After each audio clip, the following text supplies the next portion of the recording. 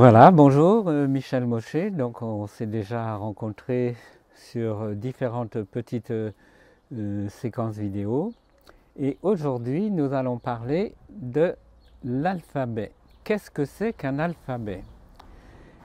Il semble que les choses les plus simples ont été oubliées.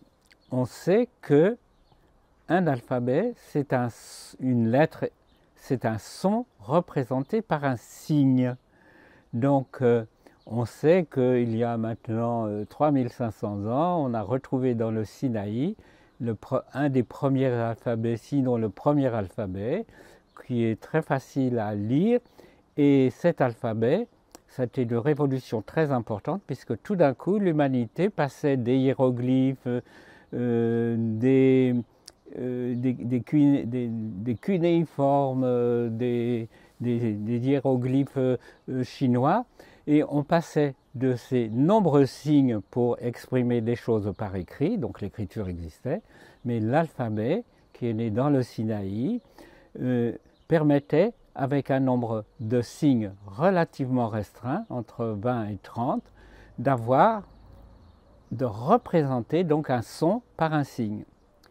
Cette révolution a permis effectivement d'avoir une écriture alphabétique avec très peu de signes, ce qui a permis de, tout au moins pour les scribes, les nombreux scribes qui existaient déjà du temps du Sinaï et de l'Égypte, de permettre de transcrire ce qui était déjà pensé et dit en oral.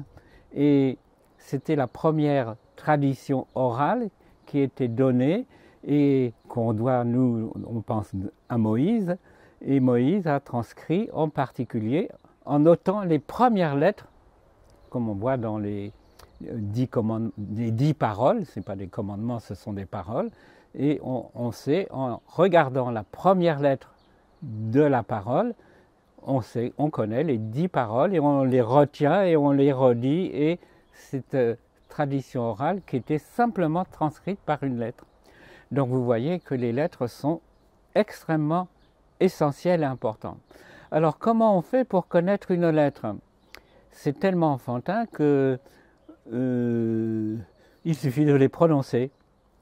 Donc pour prononcer une lettre, il faut simplement inspirer, emmagasiner de l'air, donc on a la colonne d'air, et ensuite l'air va ressortir et on va avoir un son. Alors si on s'amuse à le faire, j'inspire, j'ai la colonne d'air, et le premier son qui va sortir, c'est un A.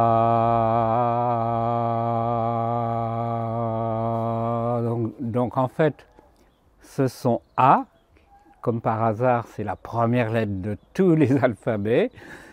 Certains peuvent penser que c'est une abstraction ou que c'est quelque chose qui n'est pas essentiel. Ce qui est essentiel, c'est que l'alphabet et le premier son que nous prononçons est inscrit dans le corps. Et toutes les autres lettres vont être inscrites de la même manière dans le corps.